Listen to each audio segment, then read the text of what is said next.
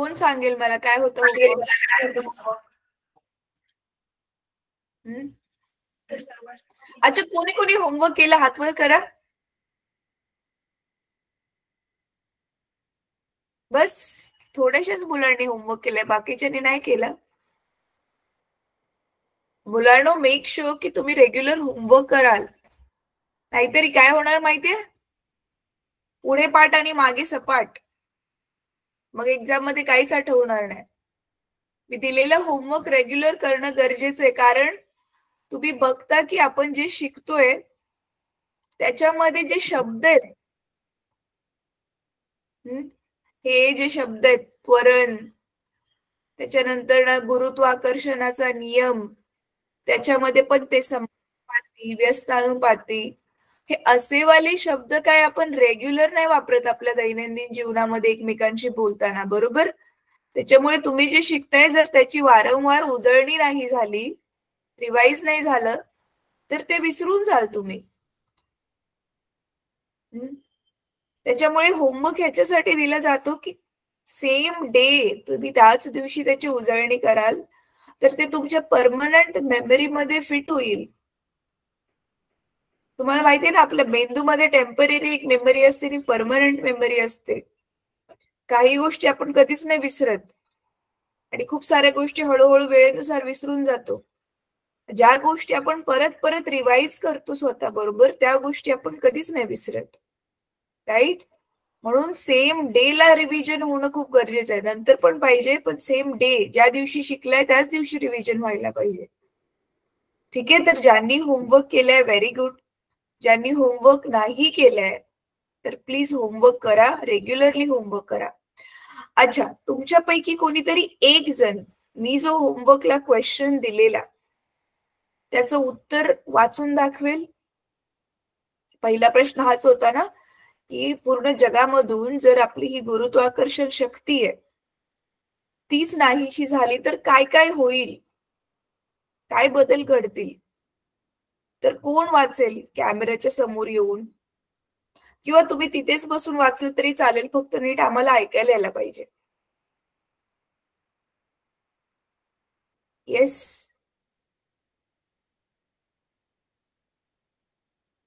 हा येस बेटा, ज्याने आता हँड रेज केला अनम्यूट करून वाच.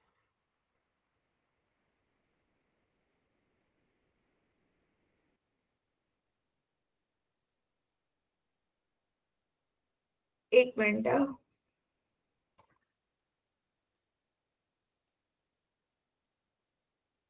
अच्छा, एक मिनिट.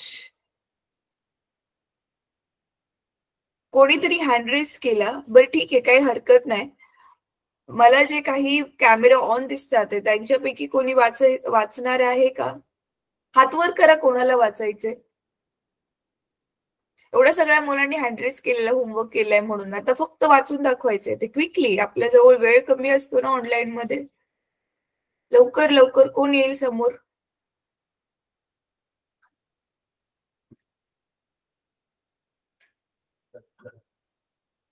अरे वाचून फक्त दाखवायचं, एवढं अवघड गोष्ट आहे का?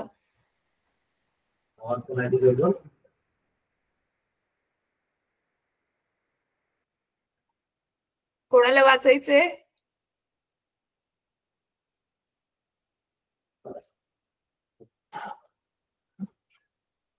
कोणालाच नाही वाचायचं? बरं ठीक आहे, मी उत्तर सांगते एक एक करून. ते मुद्दे तुमच्या उत्तरात आहेत का बघा. तुम्ही काही एक्स्ट्रा मुद्दे पण लिहिलेले असू शकतात, पण जे महत्वाचे मुद्दे आहेत ते 2-3 मुद्दे मी सांगणार आहे आधी.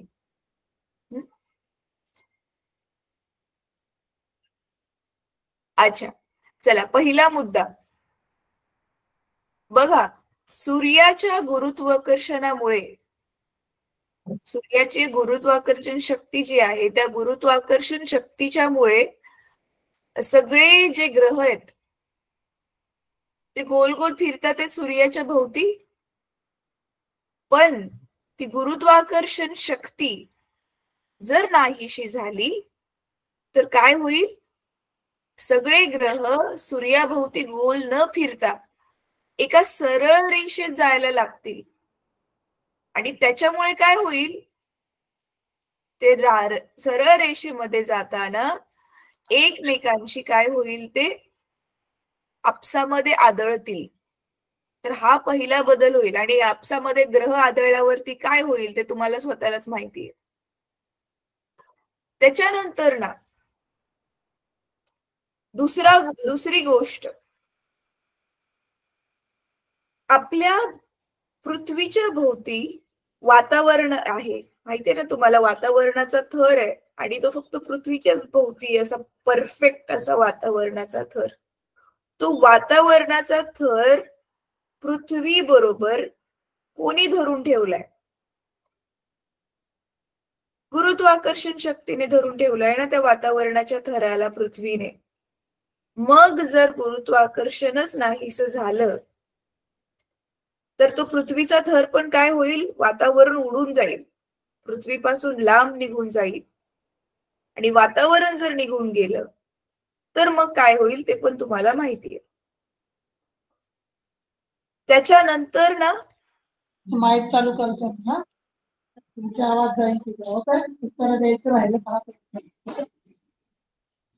तिसरा बदल काय होईल, पाऊस जो पडतो,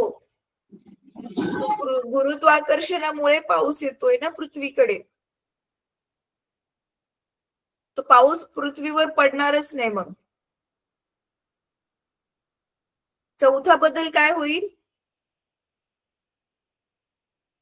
बघा, पृथ्वीच्या भोवती चंद्र फिरतोय, माहितीये तुम्हाला, आणि चंद्राच्या गुरुत्वाकर्षण शक्तीमुळे भरती आणि ओहोटी येते.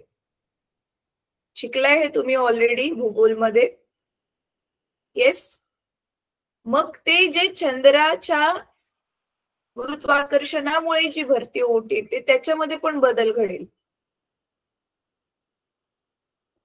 तर एकंदर हे 4 महत्वाचे बदल मी सांगितले.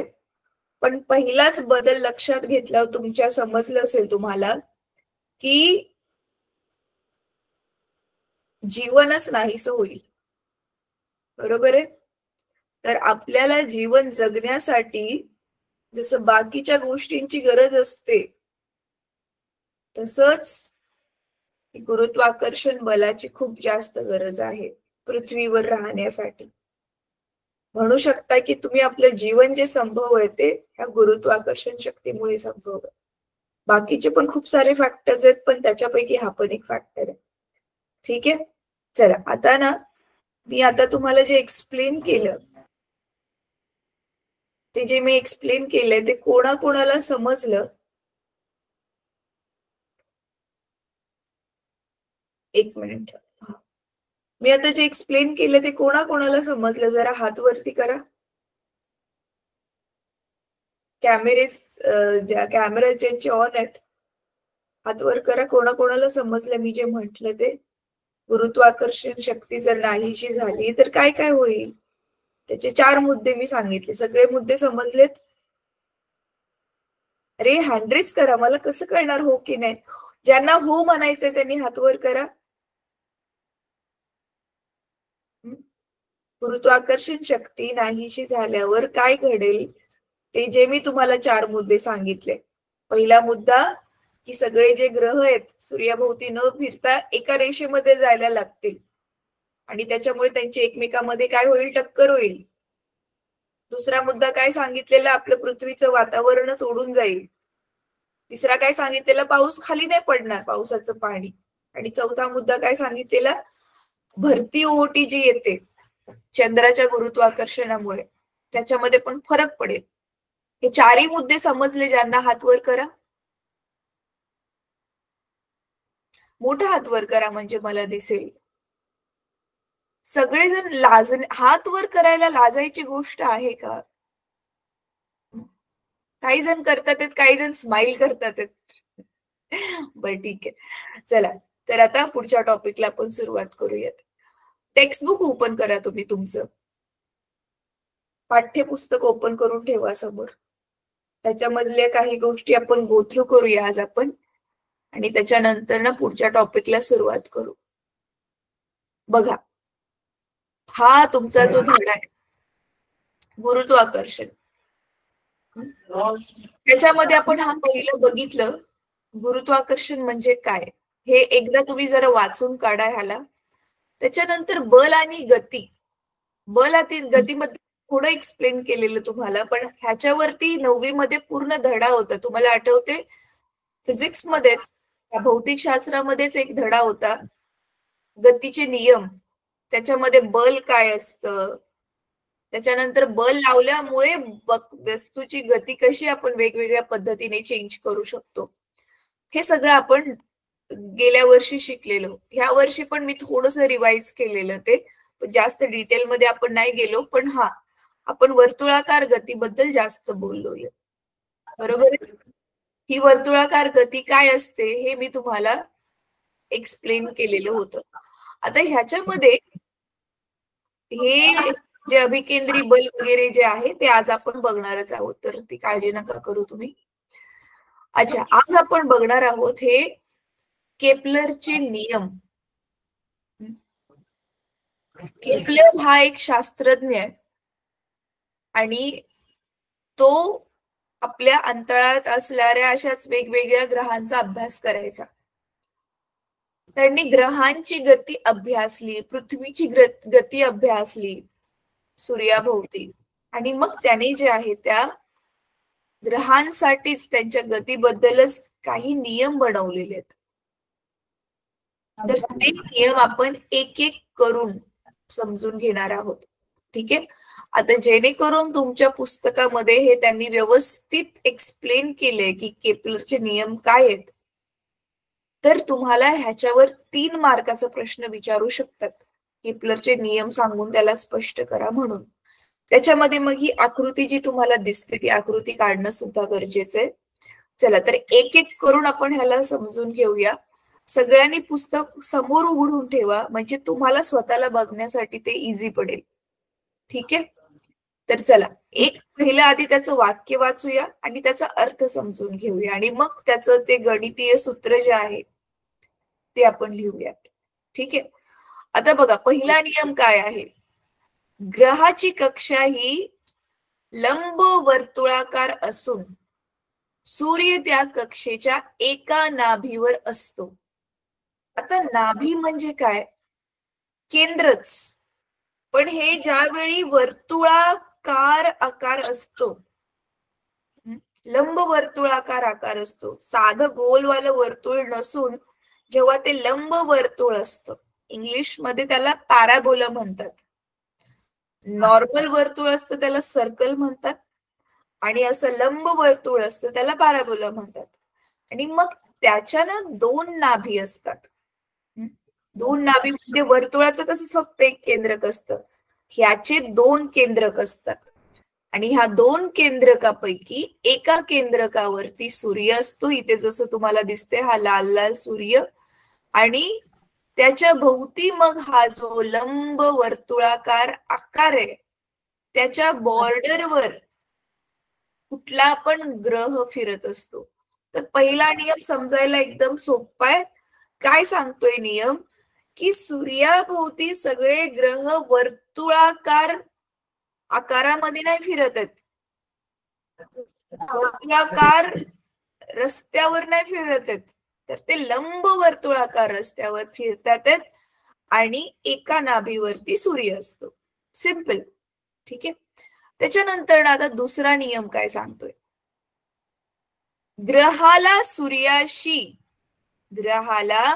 सूर्याशी जोडणारी सरळ रेषा ही समान कालावधीत समान क्षेत्रफळ व्यापन करते. आता ह्याचा अर्थ काय आहे हे तुम्हाला मी आकृती काढून समजावते, थांबा.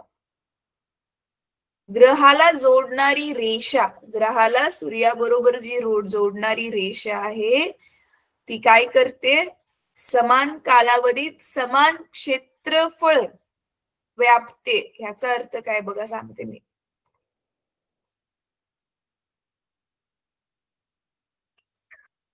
माझा सफेद फळा दिसतोय, हो किंवा नाही म्हणा. दिसतोय. ठीक. येस दिसत आहे. ओके ओके ओके समजलं मला.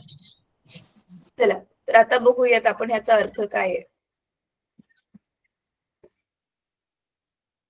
तर हा समजा तो लंबवर्तुळाकार मार्ग आहे. ठीक आहे. इथे कुठला तरी एक ग्रह घेऊया आपण आणि मध्ये इथे घेऊया आपण सूर्य एका नाभीवर ठेवलेला. आता बघा ज्यावेळी ग्रह इथे आहे समजा त्याची आपण ए पोझिशन मानूया. पोझिशन म्हणजे त्याची त्यावेळीची जागा. तर आता इथे ग्रहाचा जो केंद्र आहे आणि इथे इथे जो सूर्याचा जो केंद्र आहे आणि इथे ग्रह आहे. आता बघा ग्रहची एक बाजू इथे दुसरी इथे.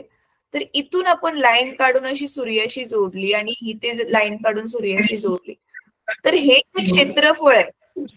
समजा ह्या क्षेत्रफळाला आपण नाव देऊया A1. A1 का नाव दिलेली? कारण क्षेत्रफळाला इंग्रजीमध्ये काय म्हणतात? एरिया म्हणतात. हा मी पहिला एरिया मानते. आता समजा ग्रह फिरून असं ह्या रस्त्यावर गोल गोल गोल गोल फिरून तो इथे आला. इथे दुसऱ्या पोझिशन वरती आला ग्रह. जवळ आला. आधी लांब होता तो आता थोडा जवळ आला. प्लीज माईक म्यूट करा. आवाज येतो.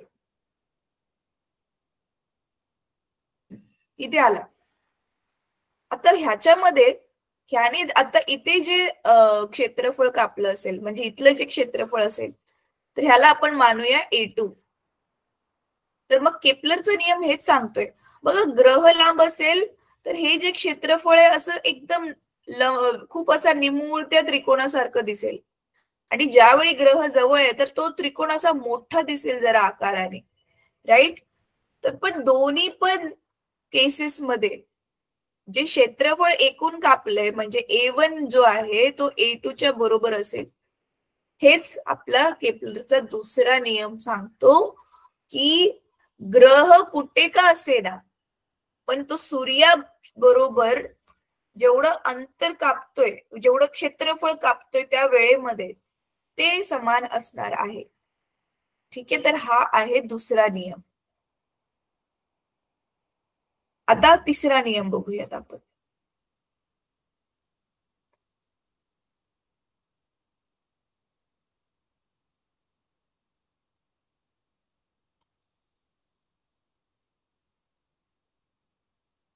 एक मिनिट तुमचं पुस्तक शेअर करते मी म्हणून थांबले.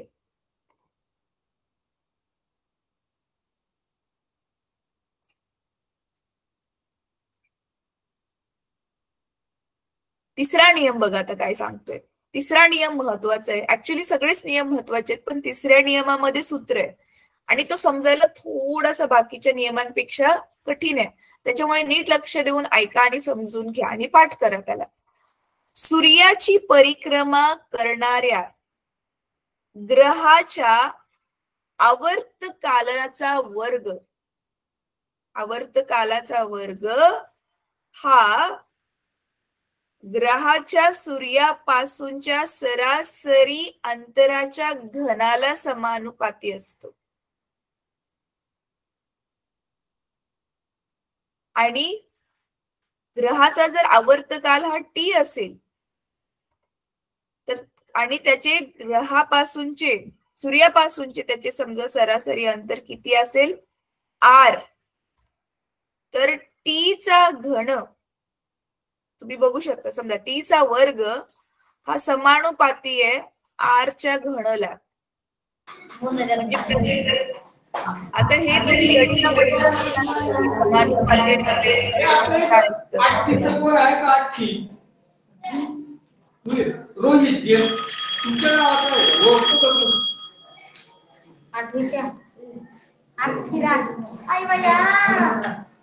आश्रम शाळा म्हणून जे आहेत एक प्लीज तुम्ही स्वतःला म्यूट करा. खूप आवाज येतोय मागून.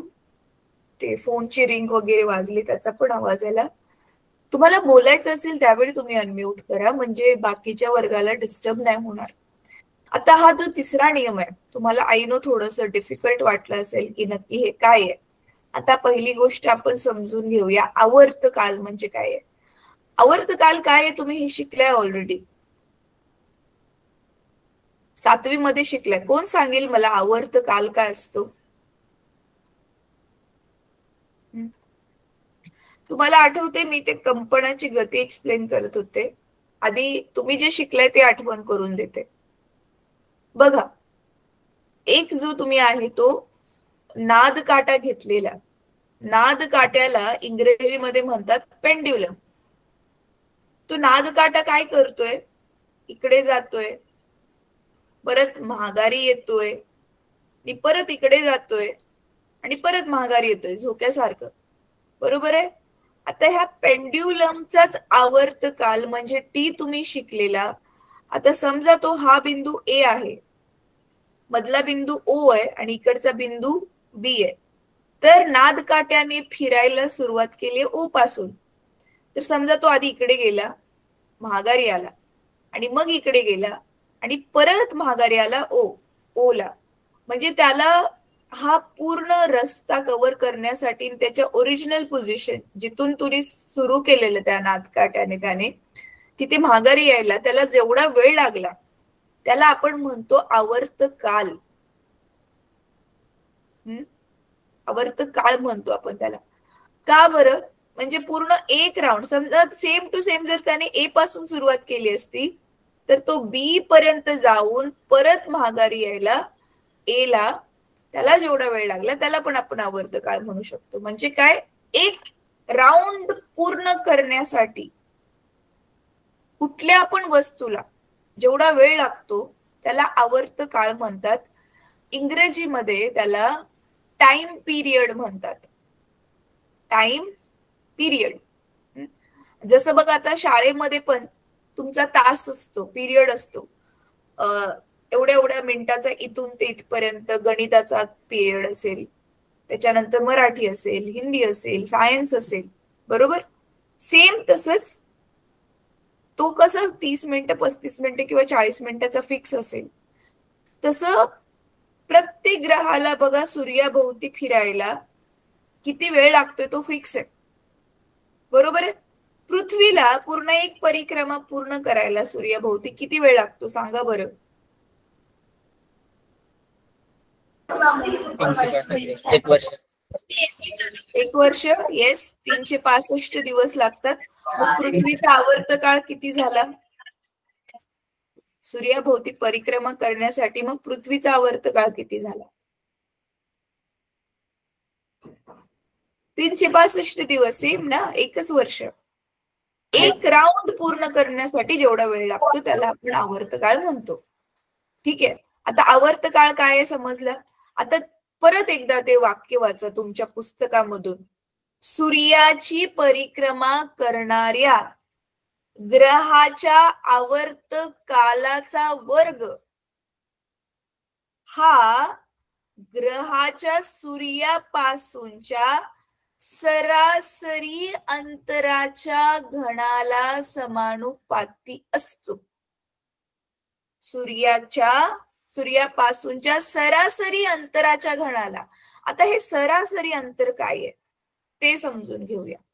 सरासरी काय असेल? आता तुम्ही ऑलरेडी सरासरी बघा, तुमच्या मार्क्सची पण तुम्ही सरासरी काढता.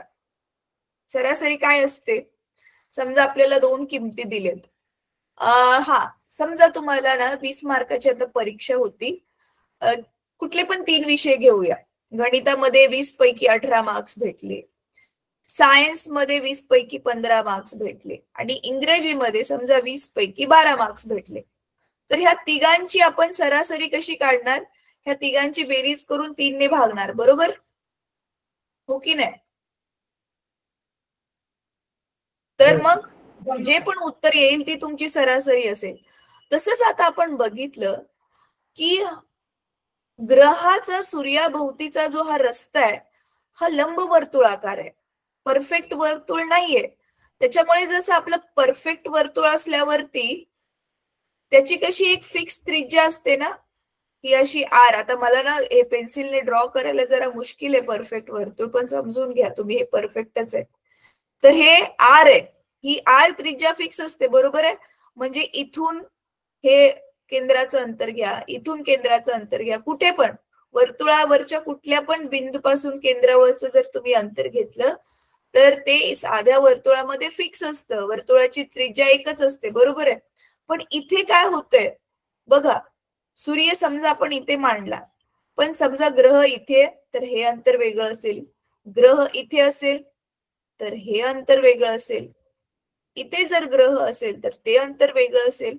तर इथे प्रत्येक अंतर जे आहे ते चेंज होतंय.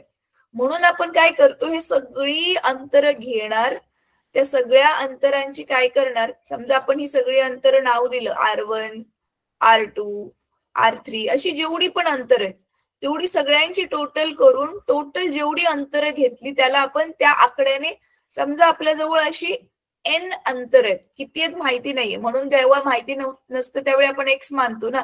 तर चला आपण x घेऊया, म्हणजे Rx, x पर्यंत अंतर आहेत आपल्याकडे. मग टोटल किती अंतर आहेत x, मग आपण x ने भागणार. जसे इथे टोटल 3 विषय होते तर 3 ने भागलेलं, तसे इथे टोटल जेवढी पण आपण अंतर मोजली तेवढ्याच आकड्याने आपण भागणार. मग ते जे आपल्याला अंतर भेटते त्यालाच इथे पुस्तकामध्ये R मानले गेले आणि त्यालाच आपण काय म्हणतोय, सरासरी अंतर.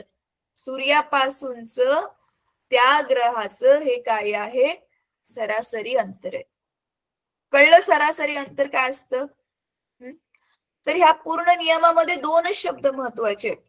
पहिला आहे आवर्तकाल, ज्याला आपण T म्हटले कारण तो वेळ दर्शवतोय, आणि दुसरा आहे सरासरी अंतर, त्याला आपण R म्हटले. आणि हा नियम काय सांगतो, मग ह्याच आवर्त काळाचा वर्ग आणि ह्या सरासरी अंतराचा जर आपण घन घेतला तर हे एकमेकांशी काय असतात, समानुपाती असतात. आणि तुम्हाला ऑलरेडी माहिती आहे, त्या दिवशी पण आपण शिकलेलो. मग हे समानुपातीचं आपण चिन्ह काढून काय घेऊ शकतो, आपण काय करू शकतो, बरोबरचं चिन्ह टाकू शकतो. पण मग आपल्याला त्याच्यासाठी काय हवा, एक स्थिरांक पाहिजे. तो स्थिरांक घेणार आणि आपण काय करणार, पुढचा नंबर जसंच्या तसं लिहिणार. आणि म्हणूनच मग इथे पुस्तकामध्ये काय दिले, मग आता R ला जर तुम्ही इकडे डाव्या बाजूला घालवलं तर R ला बरोबर बघा K आणि R मध्ये काय संबंध आहे, एकमेकांशी गुणाकाराचा संबंध आहे. तर इकडे आल्यावर मग तो उलट होईल आणि माहितीये तुम्हाला ऑलरेडी, मग काय होईल, भागाकार होईल आणि ह्याचं उत्तर येईल K. आणि K काय आहे आपला शून्योत्तर स्थिरांक. हेच दिले पुस्तकामध्ये. समजला तिसरा नियम काय आहे. आता मी माझा फळा काढते. हे सगळं पुस्तकामध्ये दिलंय, तुम्हाला पुस्तकामधून तुम्ही लिहू शकता, मी लिहिले तेच लिहायची गरज नाहीये. अच्छा, आता मी फळा ह्याच्यासाठी काढलाय जेणेकरून मला तुम्ही सगळेजण आता मोठे दिसाल. हात वर करून सांगा, समजले तिन्हीच्या तिन्ही नियम, केपलरचे काय नियम आहेत. कुठला पण ग्रह सूर्याभोवती फिरताना काहीतरी नियम फॉलो करतो, तर त्याला आपण काय, हे केपलरचे नियम असे नाव दिलेले. तर मी तिन्ही नियम परत एकदा रिपीट करते. पहिला नियम काय होता, की कुठला पण ग्रह हा सूर्याभोवती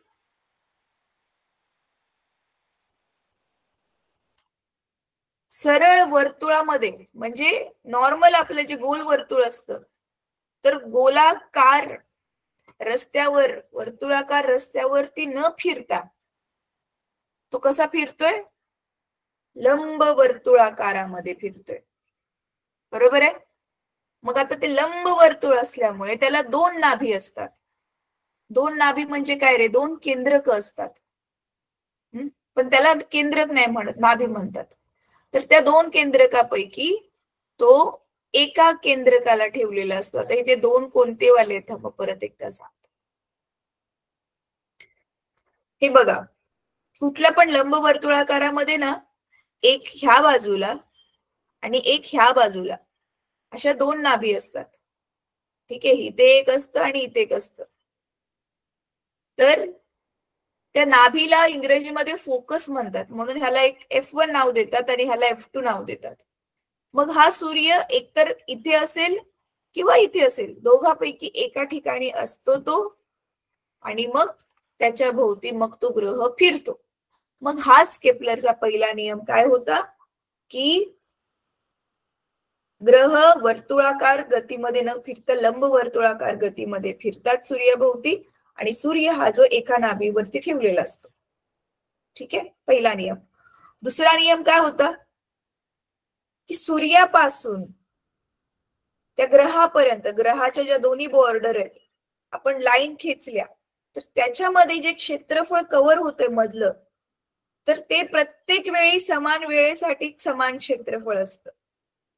म्हणजे समान कालावधीमध्ये समान क्षेत्रफळ तो ग्रह सूर्याभोवती कापतो.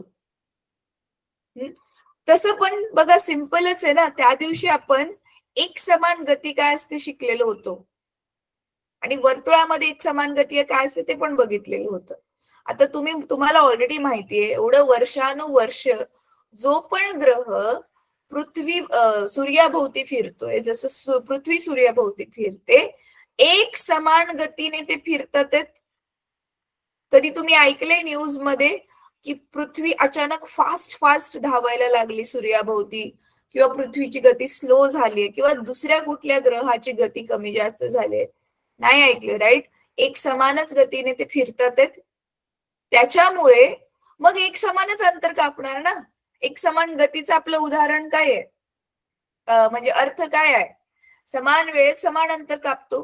सेमच तो केपलरचा नियम आहे, फक्त इथे समान अंतराच्या ऐवजी क्षेत्रफळ म्हटलंय. समान कालावधीमध्ये एक ग्रह जो आहे तो समान क्षेत्रफळ कापतो सूर्याच्या भोवती. हा दुसरा नियम होता.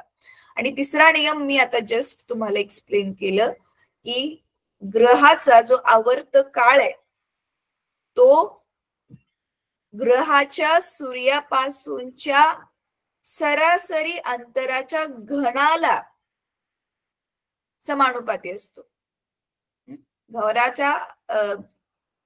ग्रहाच्या आवर्त काळाचा वर्ग आणि ग्रहाच्या सूर्यापासूनच्या सरासरी अंतराचा घन आणि वर्ग, आय होप तुम्हाला माहितीये काय गणितामध्ये, तर त्या काय असतात, एकमेकांशी समानुपाती असतात. हाच आहे आपला तिसरा नियम. ठीक आहे, तर आता मी परत एकदा हे रिपीट पण केलंय. चॅट बॉक्स मध्ये एका स्कूलने सांगितलेलं रिपीट करायला. अच्छा, तुम्ही तरी पण अजून पण डाऊट असेल तर रेकॉर्डिंग बघू शकता.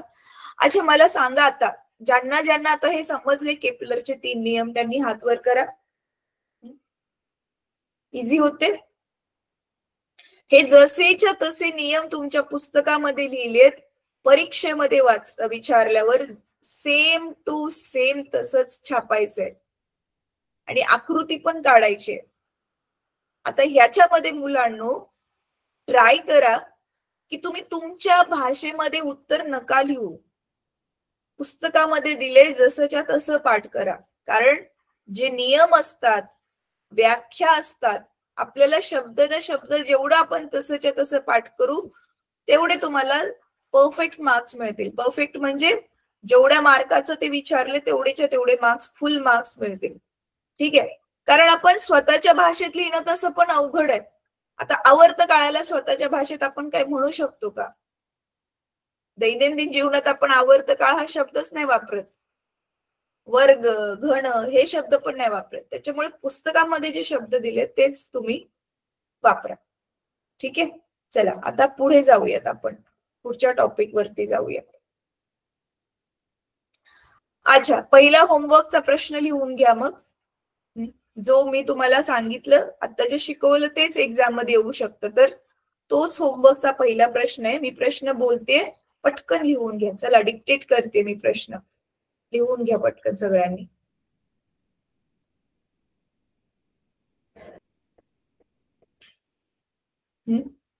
केपलरचे नियम आकृतीसह स्पष्ट करा. केपलरचे नियम आकृतीसह स्पष्ट करा. मग आता तुम्ही कुठून लिहिणार हे बघा. इथून लिहायला जी तुम्ही सुरुवात करणार, हे इक्वेशन नंबर 1 नाव दिले ना, इथपर्यंत पूर्ण जसंच्या तसं छापायचंय आणि आकृती पण काढायची. आता ना मी हे हायलाइट करताना ना हे मधला पॅरेग्राफ हायलाइट नाही झाला, तर तो पण करायचा. हा, हे बघा, हे सगळं मी जेवढं हायलाइट केलं हे सगळंच्या सगळं बुक मध्ये छान हँडरायटिंग मध्ये लिहून काढायचे, नोटबुक मध्ये आकृती काढायची आणि ह्याला पाठ करायचे. तर हे 3 मार्काला एक्झाम मध्ये येऊ शकतं. एक प्रत्येक नियम 1-1 मार्काला असं त्याचा अर्थ. चला तर आता आपण पुढे जाऊयात. हा न्यूटनचा वैश्विक गुरुत्वाकर्षणाचा सिद्धांत हा पण मी तुम्हाला गेल्या तासाला एक्सप्लेन केलेला. तर त्याच्यामध्ये पण काय काय पाठ करायचे मी तुम्हाला ऑलरेडी सांगितलेलं होतं. एक तर ह्याचं वाक्य, कोणतं वाक्य होतं? हा, हे ह्याचं वाक्य हे जसंच्या तसं पाठ करायचे. काय सांगतो सिद्धांत, आणि त्याच्यानंतर ही आकृती काढून त्याचे हे जे गणितीय सूत्र हे पण काढायचं होतं. आता इथे ना गणितीय सूत्र जे आहे ते मुलांनो ढेंनी डायरेक्टच दाखवून दिले. वेगवेगळे ती पहिली स्टेप दुसरी स्टेप नव्हती दाखवली जी मी दाखवलेली, पण मी दाखवलेली तसं केलं ना ते तुम्हाला स्वतःला समजायला सोपं पडेल. हे जसंच्या तसं जिथे पुस्तकात दिले तसं पण लिहू शकता तुम्ही, काही हरकत नाहीये. चला तर आता आपण शिकणार आहोत एक समान वर्तुळाकार गती किंवा अभिकेंद्री बलाचे परिणाम. अच्छा, परिमाण नाव दिले. अच्छा, परिमाण म्हणजे कसं मोजतात ते असतं बरं का, आणि परिणाम म्हणजे त्याचा प्रभाव काय पडतोय. दोघांचा फक्त एक शब्द इकडे तिकडे पण त्याच्यामुळे पूर्ण त्याचा अर्थ चेंज होतोय. चला आता एक समान वर्तुळाकार गती काय असते हे गेल्या क्लासमध्ये आपण ऑलरेडी बघितलेलंच होतं. आठवतंय तुम्हाला? परत एकदा आता मी इथे एक्सप्लेन करणार आहे आणि नीट समजून घ्यायचंय तुम्ही. आणि ते मी आता जे लिहिणार आहे ते तुम्ही लिहून घ्यायचंय. आधी समजून घ्या, मी लिहायला तुम्हाला सेपरेट वेळ देईल. मी लिहिता तुम्ही त्यावेळी लिहू नका, आधी समजून घ्या. आणि त्याच्यानंतर ना मी सिंपल काही आता जे मी एक्सप्लेन करणार आहे त्याच्यावर आधारित प्रश्न विचारेल. तर मला त्याच्यासाठी तुमच्याकडून उत्तरं लागणार आहेत. तर मग प्रश्नांची उत्तरं मी कोणाला पण विचारेल, तर नीट लक्ष देऊन ऐका मी काय सांगते आता.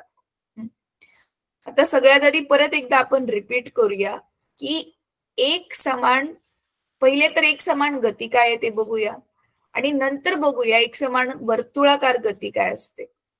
ठीक आहे.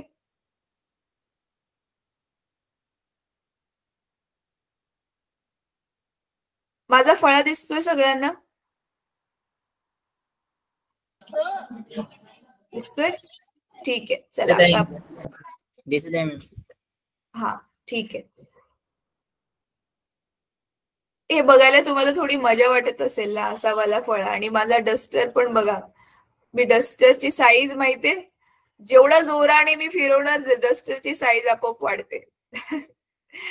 चला तर सगळ्यात आधी एक समान गती काय असते? एक समान गती काय असते? वस्तू समान वेळेत समान अंतर कापते. बरोबर. समजा आता वस्तूने आधी सरळ रेषेमधली गती समजून घेऊया आपण, त्याच्यानंतर ना मग तुम्हाला वर्तुळाकार गती पण सांगते.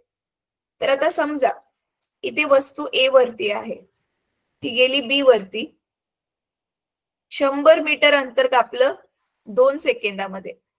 परत ती सी वरती गेली, परत 100 मीटर अंतर कापलं आणि त्याला 2च सेकंड लागले.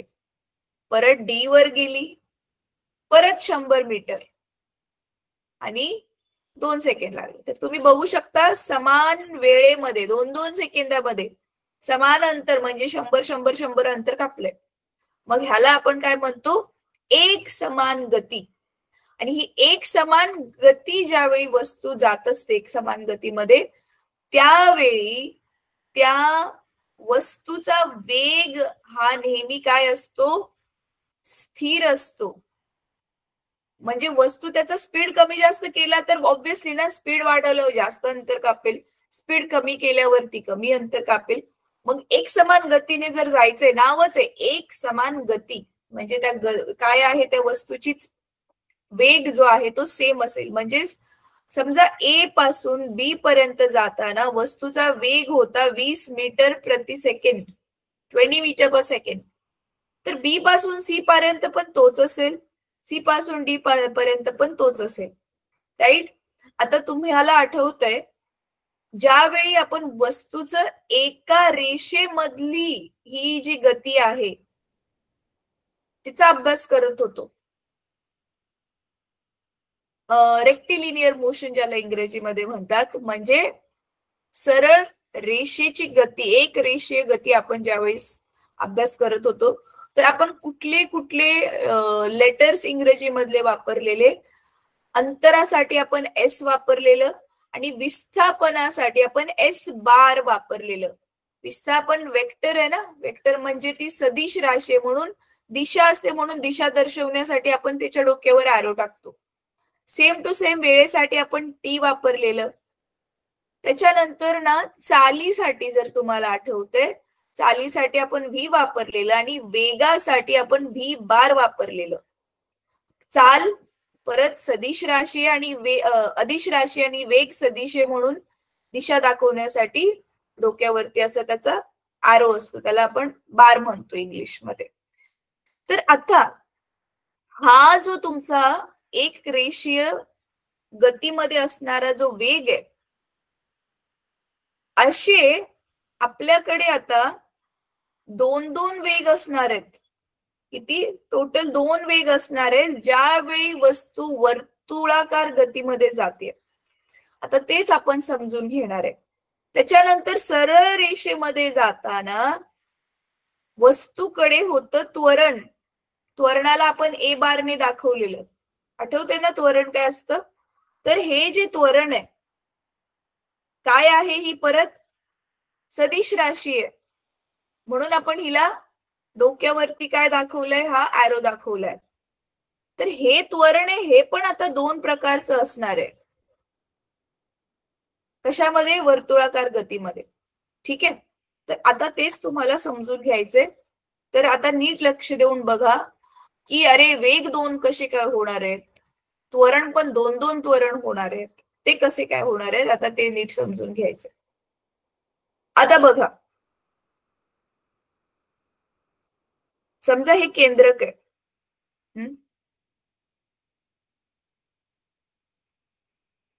एक मिनिट हा.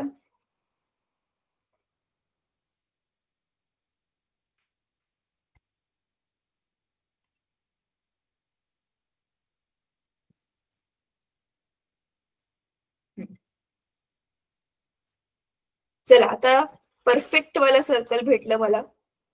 तर हे केंद्रक आहे आणि म्हणजे हे वर्तुळ आहे आणि हे वर्तुळाचं केंद्र आहे, बरोबर आहे. आता वस्तू समजा इथून चालू करते, ए बिंदू पासून ते चालू करते जायला. तर तुम्हाला माहिती आहे वर्तुळावरचा कोणता पण बिंदू आणि केंद्र ह्याला जी जोडणारी जी रेषा असते त्याला आपण काय म्हणतो? वर्तुळाची त्रिज्या म्हणतो, आर म्हणतो. राईट. तर ए पासून सुरू केलं आणि समजा वस्तू इथे आहे बी पर्यंत आणि मग ह्याला आपण जोडूयात. ए पासून बी पर्यंत गेल्यावरती वस्तू कुठला तरी एक काय करते? कोन बनवते, बरोबर आहे. काही कोणामधून ती गेलेली आहे, एक कोन कंप्लीट केलाय तिने अंशाचा, 30 अंशाचा. आणि ए पासून बी पर्यंत जाण्यासाठी समजा वस्तूला लागला 1 सेकंड. परत वस्तू कुठून गेली? बी पासून इथे सी पर्यंत आली आणि परत मला आवाज येतोय, प्लीज माईक म्यूट करा. तर हा जो कोन कापलेला आहे परत हा 30 अंश आहे आणि बी पासून सी पर्यंत परत 1 सेकंड लागला. सेम टू सेम डी पर्यंत आल्यावरती पण 1 सेकंड लागला आणि हा कोन किती बनवलाय? 30 अंश. मग इथे काय होतंय बघा, इथे आपण जे समान अंतर मोजतोय ती लांबीच्या रूपामध्ये न मोजता, मीटर मध्ये न मोजता आपण अँगल म्हणजे कोनाच्या स्वरूपामध्ये मोजतोय. अंश अंश अंश, किती अंश किती अंश किती अंश, बरोबर आहे. मग आपली, नीट ऐका मी काय म्हणते, आपला आपली जी सरळ रेषेमध्ये असते ती सरळ रेषेमधली गती असते, म्हणून त्याला एक रेषीय गती म्हणतात. आणि इथे काय नाव आहे? वर्तुळाकार गती. मग असं नाहीये की मग आता जी वस्तू वर्तुळाच्या स्वरूपामध्ये फिरते, वर्तुळाच्या रस्त्यावर फिरते, तिला एक रेषीय गती नसते. असते. कशी असते हे तुम्ही आज जमलं तर ट्राय करायचंय, पण जरा स्वतःला सांभाळून, किंवा तुम्ही आधी पण ऑलरेडी केलं असेल. एक धागा घ्यायचाय, धाग्याला एका बाजूला थोडासा छोटासा दगड बांधायचा आहे आणि तो धागा ना असा खूप मजबूत नाही पाहिजे, असं थोडा कुचकाच घ्यायचा आहे आणि त्या धाग्याला एका बाजूला तुम्ही दगड बांधला, दुसऱ्या टोकाला पकडून गोल गोल गोल गोल फिरवायचंय. जोरात फिरवलं काय होईल सांगा बर? हे शेतामध्ये असं सिमिलर गोष्ट करतात ना पक्ष्यांना घालवण्यासाठी शेतकरी. काय होतं मग कधी कधी जोरात खूप फिरवल्यावरती धागा मजबूत नाहीये, मग ज्यावेळी धागा तुटतो मग त्याच्यानंतर ना तो जो दगड आहे असा गोल फिरून खाली पडतो की कसा पडतो सांगा बर मला? तुम्ही गोल गोल फिरवताय, पण ज्यावेळी धागा तुटतो तर आता समजा हेच तो गोल आहे, हा जो दिसतोय तो, आणि इथे कुठेतरी तो दगड असताना धागा तुटला तर हा दगड आता कुठे जाईल? मी असं त्याला गोल गोल फिरवत होती ह्या दिशेमध्ये, म्हणजे घड्याळाच्या उलट्या दिशेने, घड्याच्या काट्याच्या उलट्या दिशेने त्याला मी फिरवते. इंग्रजीमध्ये म्हणतात त्याला अँटी क्लॉकवाईज मी त्याला फिरवते. तर मग इथे तो दगड तुटला धाग्यापासून, मग तो दगड कुठल्या दिशेला जाईल? इकडे जाईल, इकडे जाईल, इकडे जाईल, किंवा मग तो परत एक असा दगड इथे तुटलाय तर असा पूर्ण राऊंड घेऊन मग खाली पडेल. काय होईल बर सांगा बर? कुठे जाईल तो दगड? बोला रे पटपट.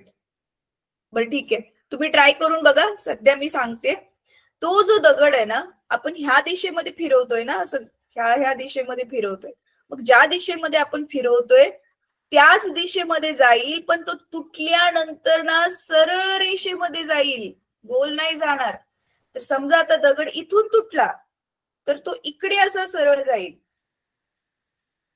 वर्तुळाला तो काय असेल? लंब. ह्याला काय म्हणतात रे मराठीमध्ये? ह्याला काहीतरी शब्द आहे. हा, स्पर्शिका म्हणतात ना, स्पर्शिका म्हणतात ना ह्याला. तर ह्या स्पर्शिकेच्या दिशेमध्ये जाईल. म्हणजे काय? तुमचा जो पण ग्रह फिरतोय किंवा जो पण वस्तू फिरते त्याला ही सरळ रेषेमध्ये आपली असणारी जो वेग आहे तो पण असणार आहे, आणि दुसरा वेग जो आता आपण काढतोय म्हणजे दुसरा गती चाल जे आपण काढतोय तर सरळ रेषेमध्ये असल्यावरती त्याला आपण व्हीच म्हणतोय.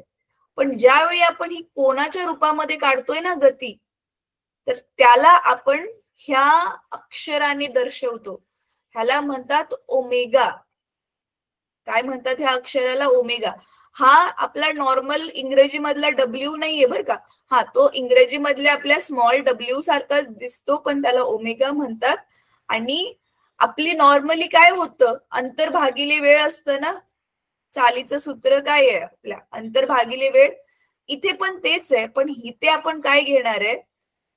हे अँग्युलर डिस्टन्स घेणार आहे. अँग्युलर डिस्टन्स म्हणजे हे कोनीय अंतर आहे. आय होप याला मराठीत कोनीय अंतरच म्हणतात.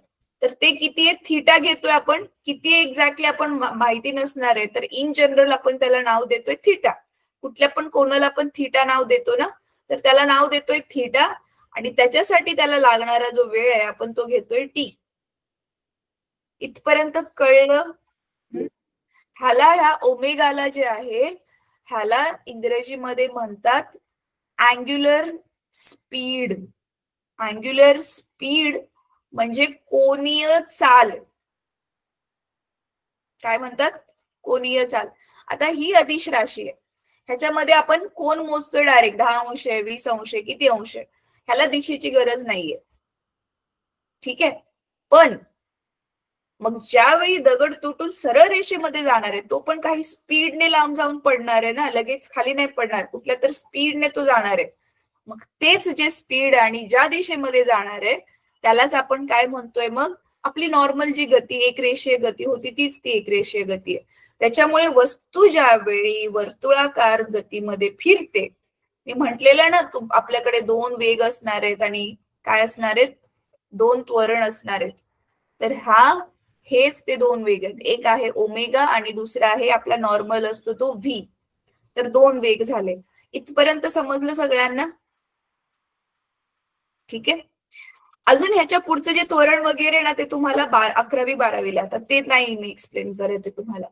ठीक आहे. आता तुम्हाला पुस्तकामध्ये जे सूत्र दिले, तर पुस्तकामध्ये काय सूत्र दिले बघा. आता तुम्हाला दगड गोल गोल गोल गोल फिरवत ठेवायचं असेल तर तुम्हाला स्वतःला बल लावावं लागतंय, बरोबर आहे हो की नाही मुलांना? आणि ते बल लावण्यासाठी तुम्ही धाग्याला कुठे पकडून ठेवलंय? इथे केंद्रकामध्ये तुम्ही धाग्याला पकडून ठेवणार ना. त्या धाग्याचा एक बाजूला दगड आहे आणि दुसरा कोना तुम्ही पकडून ठेवला आणि त्याला पकडून तुम्ही गोल गोल गोल गोल फिरवताय. म्हणजे ह्याचा अर्थ काय करताय, त्या दगडाला जी तुम्ही गती देताय, गोल गोल गती, ती इथून केंद्रकापासून देताय आणि ती गती दगडाला कशी मिळते, दगड धागेशी जोडलेला आहे त्याच्यामुळे त्याला ती गती मिळते ना. इथे तुम्ही पकडलंय, दुसरीकडे आता दगड आहे आणि तुम्ही त्याला गोल गोल फिरवताय, म्हणजे त्याच्यावरती त्या दगडावर बल लावताय आणि ते बल कशामधून जाऊन ते मिळते त्या दगडाला, त्या धाग्यामुळे मिळते, बरोबर आहे. म्हणजे ऍक्च्युअल मध्ये काय करतोय, ते जे बल जर तुम्ही बघितलं तर तुम्ही खेचून धरले त्या धाग्याने दगडाला, मग ते जे बल ज्याच्यामुळे तो गोल गोल गोल गोल फिरतोय दगड, ते बल तुमच्या हाताकडे म्हणजे केंद्रकाकडे काम करत असतं. जसं सूर्य आणि सूर्याभोवती सगळे जे ग्रह फिरतात आहेत, का फिरतात आहेत, कारण सूर्य त्यांना स्वतःकडे आकर्षित करतोय आणि ते आकर्षण बल म्हणजेच आपण काय म्हटलंय इथे, गुरुत्वाकर्षण बलामुळे तो स्वतःकडे आकर्षित करतोय ना. आता तेच जे बल स्वतःकडे केंद्रकाकडे खेचतं कुठल्या पण ग्रहाला किंवा गोल गोल फिरणाऱ्या वस्तूला, त्याच बलाला इथे वेगळं नाव दिलेलं आहे आणि ते आहे, काय नाव आहे बघा बरं पुस्तकामध्ये, कुठलं नाव आहे? मगाशी मी म्हटलेलं अभिकेंद्री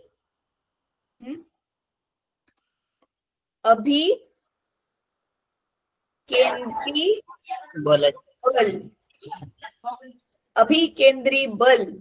अभिकेंद्री बल म्हणजे काय, वस्तूला जे गोल गोल फिरत राहण्यासाठी मदत करतं आणि ते बल केंद्रकाच्या दिशेने काम करत असतं, त्याला अभिकेंद्री बल म्हणतात.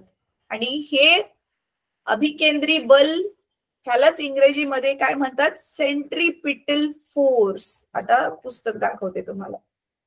आता जे आपण समजून घेतलं ते पुस्तकामध्ये कसं दिलंय बघा. युनिफॉर्म सर्क्युलर मोशन म्हणजेच एकसमान वर्तुळाकार गती काय असते ते मी तुम्हाला एक्सप्लेन केलं. ठीक आहे. तर हे अभिकेंद्री बल, अभिकेंद्री बल म्हणजेच काय, जे वस्तूला गोल गोल गोल गोल गोल गोल गोल गोल फिरत ठेवण्यासाठी जे मदत करते तेच हे आहे. ठीक आहे. आता हे अभिकेंद्री बलाचे ह्यांनी डायरेक्ट सूत्र दिले, हे mb चा वर्ग भागिले r. m काय आहे, m काय आहे, ग्रहाचं वस्तुमान. जी पण वस्तू फिरते ना, आता समजा तुम्ही दगड फिरवताय, मग त्या दगडाचं वस्तुमान म्हणजे इथे m आहे. v काय आहे, तीच दगड तुटल्यावर किती वेगाने तो सरळ रेषेत जाईल, तर ती एक रेषीय वेग आहे तो v, त्याचा वर्ग. r काय आहे, केंद्रापासूनच त्या ग्रहाचं किंवा वस्तूचं अंतर, जे आता मी तुम्हाला आकृतीमध्ये दाखवलेलं. तर हे सूत्र तुम्ही लक्षात ठेवायचंय, अभिकेंद्री बल mv चा वर्ग भागिले r, F is equal to mv²/r. हे सूत्र लक्षात ठेवायचं. आणि v साठी काय सूत्र आहे, आता v काय आहे बघा, एक रेषेमधली चाल आहे, तर वस्तू एक समजा राऊंड पूर्ण घेणार आहे, तर पूर्ण राऊंड म्हणजेच कक्षेचा परिघ हे तुम्ही गेल्या वर्षी शिकलेला. एक राऊंड पूर्ण करायला किती अंतर कापणार आहे ते? तर कक्षेचा परिघ म्हणजे 2πr आणि खाली काय आहे? आवर्त काळ. आवर्त काळ काय असतो? एक राऊंड पूर्ण करायला लागलेलं अंतर. आताच आपण शिकलो. मग हे आपलं आहे एक रेषीय वेगाचं सूत्र किंवा चालीचं सूत्र म्हणू शकता तुम्ही. ठीक आहे. तर मग आता पुढे काय केलं त्यांनी? हा सूत्र इथे ठेवलं आणि मग नवीन एक सूत्र बनवले एफ साठी.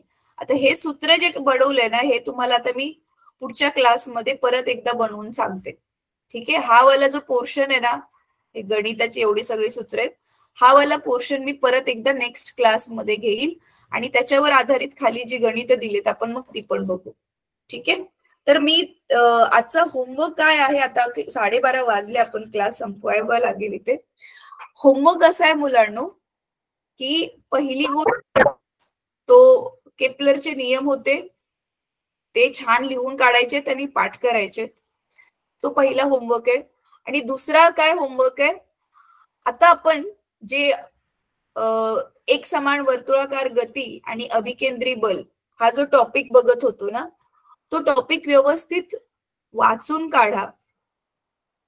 तो टॉपिक व्यवस्थित वाचून काढा आणि आपण जो न्यूटनचा गुरुत्वाकर्षणाचा नियम बघितलेला तो परत एकदा त्याला पाठ करा. त्याच्यावर आधारित पण आपण मग नेक्स्ट क्लासमध्ये गणित बघणार आहोत.